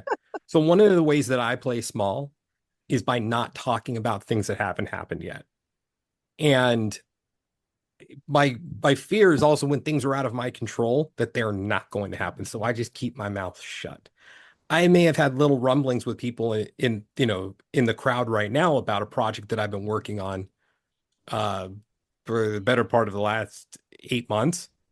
And this is where the growth happens of like, if it doesn't happen, it doesn't happen. And I'm not going to let that fear hold me back. But my show, The Past Life Regressionist, at this point will be debuting on New Reality TV on January 6th. Yeah. And congratulations. Thank you. That's beautiful. Then there's that fear that creeps up in me right now that's like, oh, fuck, what if it doesn't happen? What if something happens and the launch doesn't happen on that day? Because the launch didn't happen in May when it was supposed to, when I was with a different network. And what if the launch doesn't happen for circumstances that are out of my control? Are people going to view me as a failure because I said this thing was going to happen and it didn't happen? And me bringing this up right now, yes, is to promote it, because everyone go check it out if you're watching this right now. But then it's like, oh shit, well, what if it doesn't launch? They go check it out. It's like, oh, that Daniel's full of shit, or it didn't happen. But I want to, again, this is shit that I, that you tell yourself. Stories that I tell myself. Yeah. And I take this step right now to confront that, because I'm like, if it happens, it happens. If it doesn't happen, it doesn't happen. And it's those little shifts, because I see right now that I have the opportunity to promote the show. And if I didn't right now, then that opportunity would pass me by.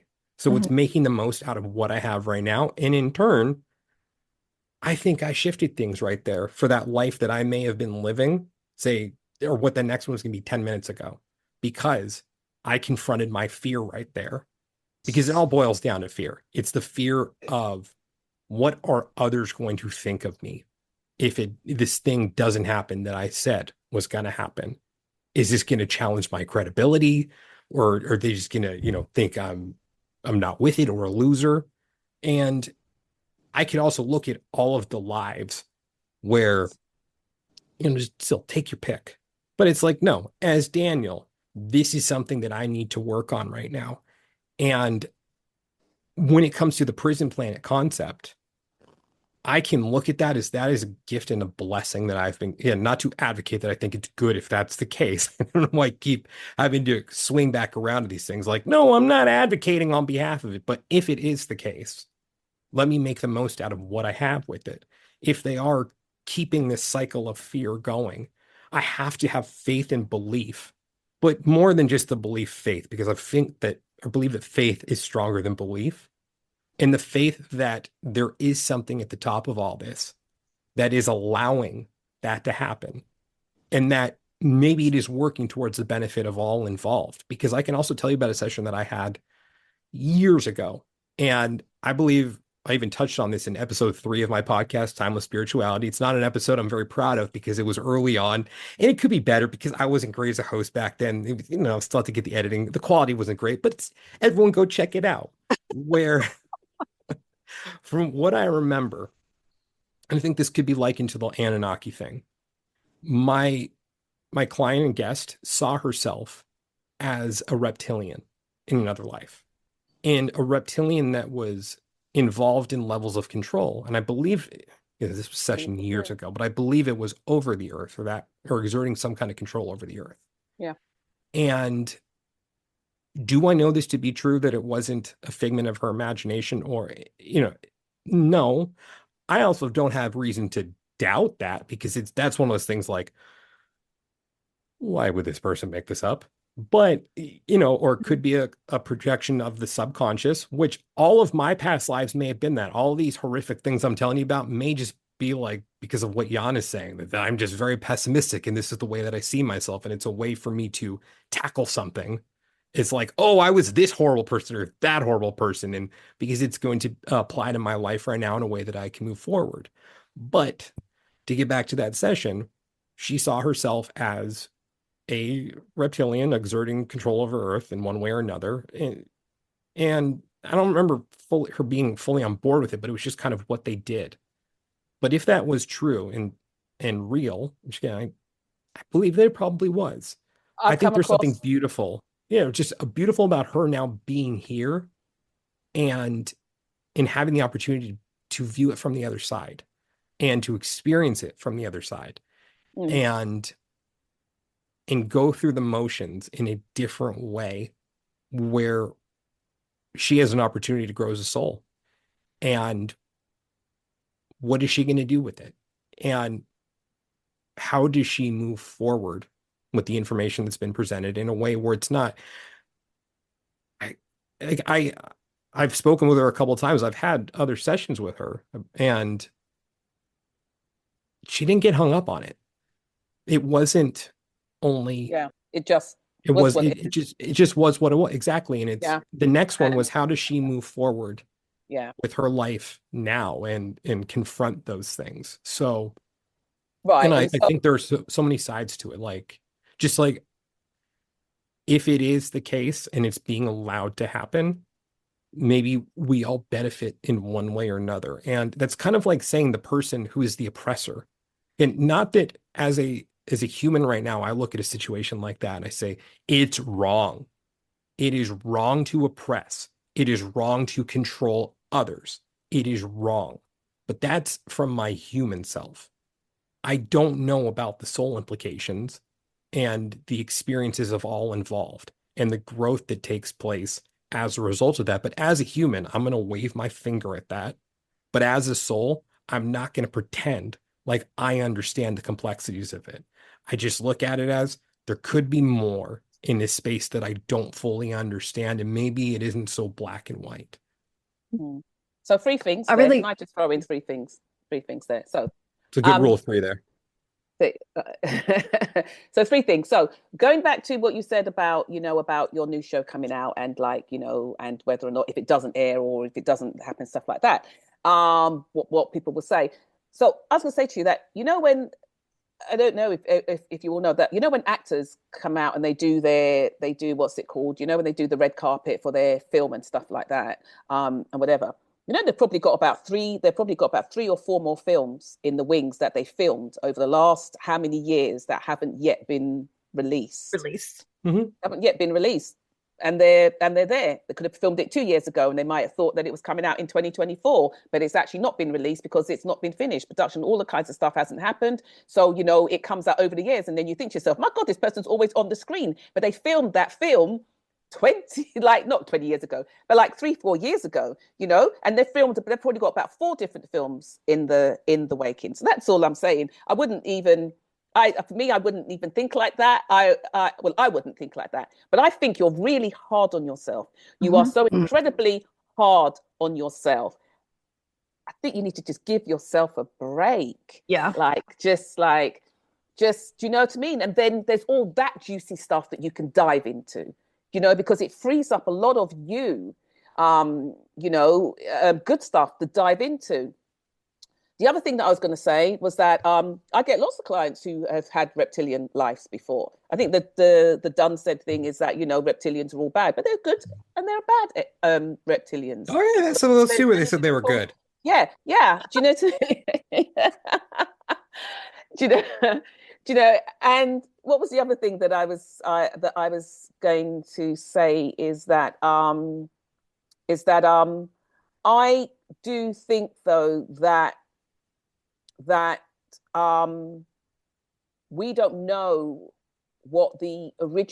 how this would originally have worked out, because it has been messed with and it has been tampered with. That's for me. That's my truth. And so we come in, no memory. We relive. We're doing all of this. the good thing here is that we do have, these are the tools that we use, like past life regression. Do you know what I mean? You're using past life regression to free people from things that are keeping them trapped or is affecting their lives in such a way right now that, you know, illness, all different kinds of things come repeat themselves in another lifetime. And people think, well, I can't figure it out with, say, I don't know, conventional medicine, so I'm gonna go and look, or some, it could have been a past life, or sometimes people get that awareness. So all of this stuff has purpose. These are all the tools. What this all is about here for me on this planet is when a shift in frequency is coming, there are those of us that are going to want to rise to meet that occasion, and there are those that are not going to want to rise to meet that occasion, because it means then that what they have been feeding off is no longer available. Yes. They may no longer exist, or even the source of their food may no longer exist. And so that is the battle that happens. So what we're doing is, like, even with like your work, what we're doing is freeing up enough of the soul so that it can be able to make that leap. It can be able to make that jump. It can be able to move in that shift in frequency, or to begin to see themselves on a whole, as opposed to in bits or broken bits that we are constantly putting together each lifetime. And that's what I think. What if that never comes to pass, though? Yeah, that's why we have 600-700 lifetimes to our name. Well, but I mean, this shift in frequency, or, you know, change in vibration. What if that's because look, you guys bringing up the sausage thing, and I can answer that. You don't have to explain it.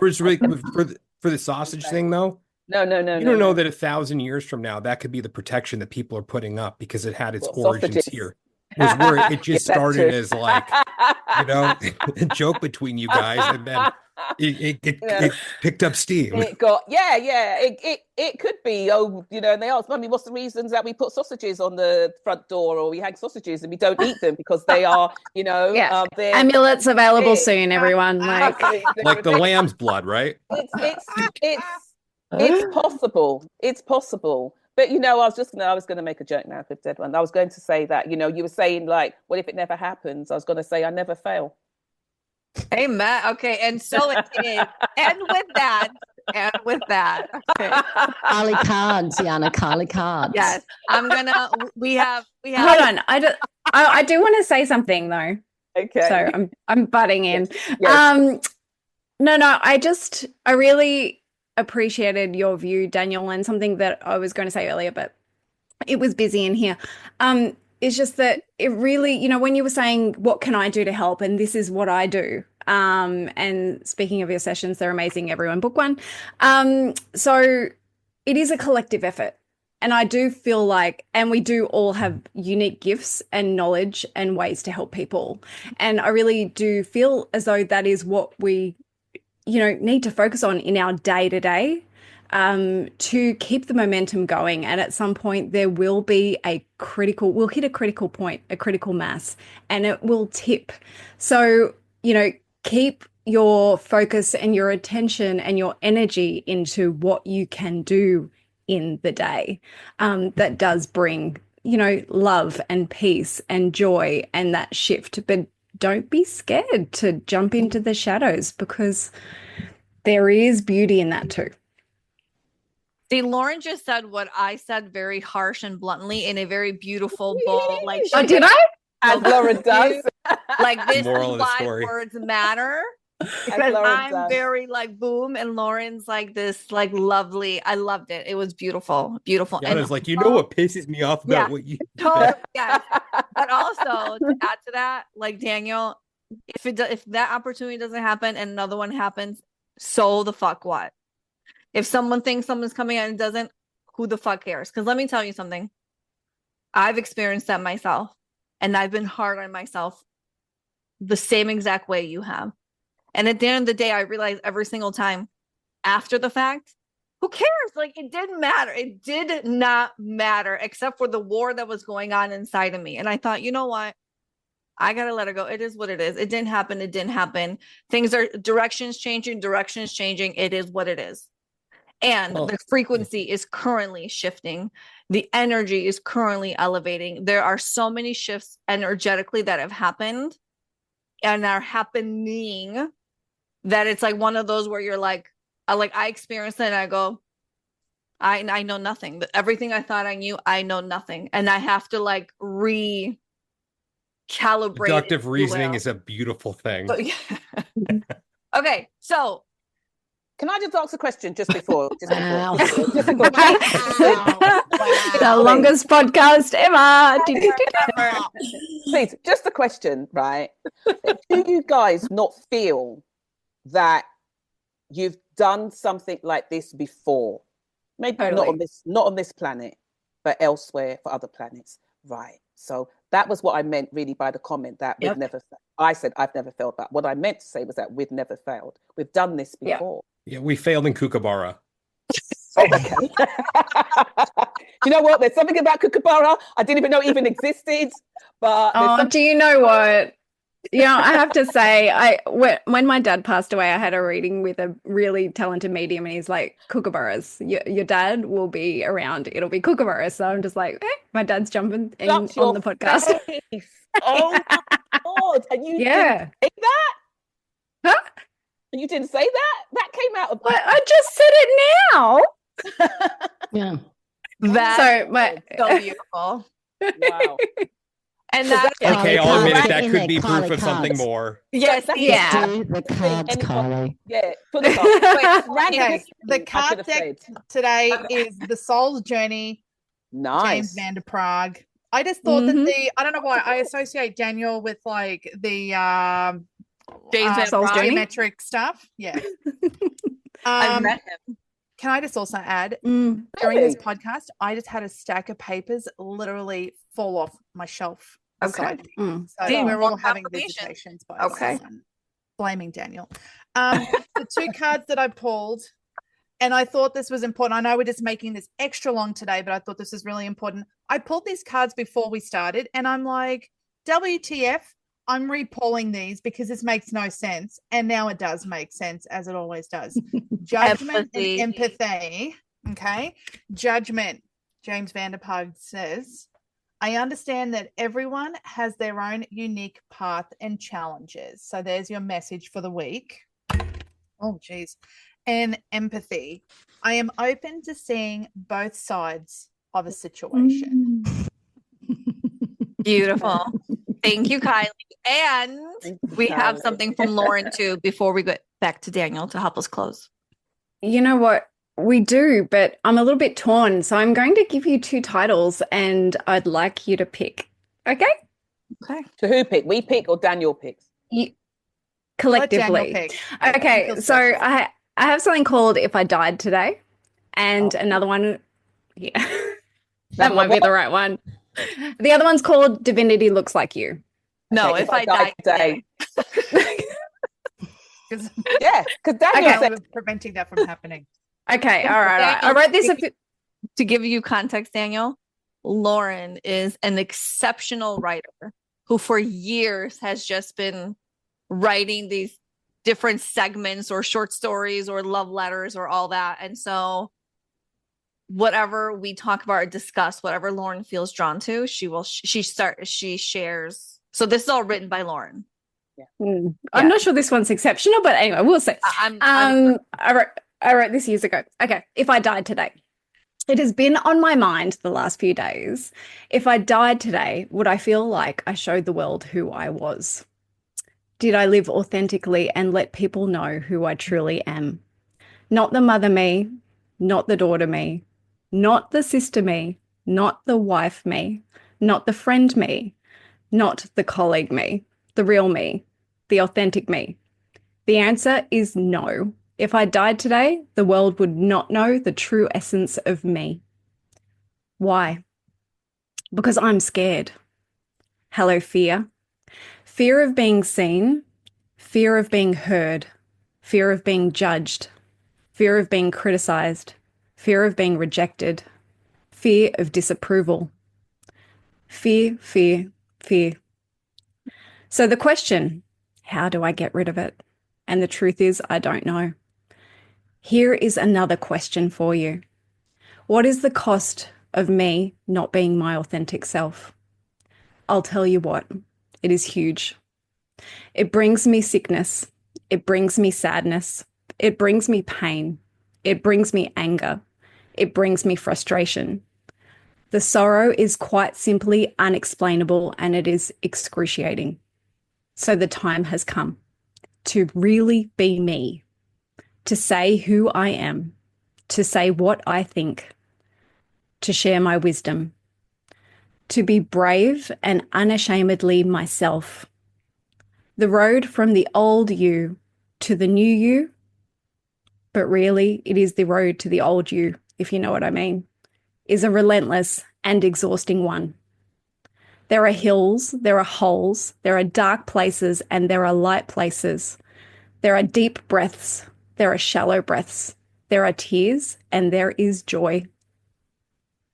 It isn't easy, but I think we owe it to ourselves to be wholeheartedly and vivaciously the soul essence we truly are.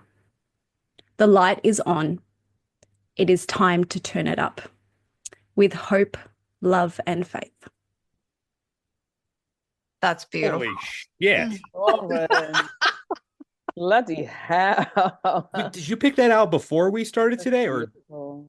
No, while you were speaking, just what you were saying, I was drawn to two pieces. So, yeah. Well, that was incredible. Thank you. Wow. That was beautiful, Lauren. You got to send us that. Okay. You got to buy her book when it comes out later. Yes. Amen. Okay. As we wrap up, Daniel, why don't you let everybody know where they can find you? Do I have to? Yes. Only if you want to. So you guys can find me in it's the fears creeping in, this fear of being seen or heard. I think it's my full authentic self. You can reach me on Instagram at the Past Life Regressionist. My website is thepastliferegressionist.com. My podcast is Timeless Spirituality.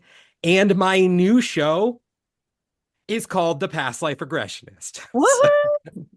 And it is a show where I do past life regressions for individuals and show them. So, Wow. yeah, it's and that's on New Reality TV. Cool. Yes, I'll be watching that. Yeah. I'm so excited.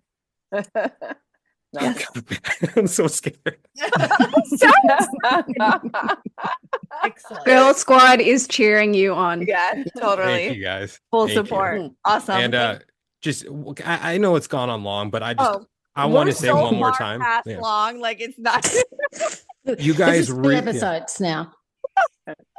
You guys really have something special going on here, and I hope you guys continue this for years to come, and that only continues to grow, and that you bring the world along with you guys on this journey, because seriously, you each have something incredible to contribute to this group and this conversation. And you guys keep mentioning that word energy, and we talked about it before, and I'm usually reluctant to incorporate that into my lingo, but I will say it. You guys have an amazing energy going on between all of you, and it's like when you guys just get together, you really get in that flow state. Yeah. So please keep this going, and I want to come on again. It's fun. It's a great group, and you guys you really have something special here, and I'd love to see it continue on and to grow. So thank you. Thanks, Daniel. Yeah. You're welcome. Just keep doing it. You heard we it. will. We will keep doing it. Thank you, everybody. This concludes our episode for today. If you're interested in booking a reading, a healing, a guided meditation session, a light body activation, a past life regression, or simply just want to say hello, head on over to yoursoulwisdomshow.com. We thank you for allowing us to create this beautiful space, and we hope you have a beautiful, blessed day. Bye, everybody.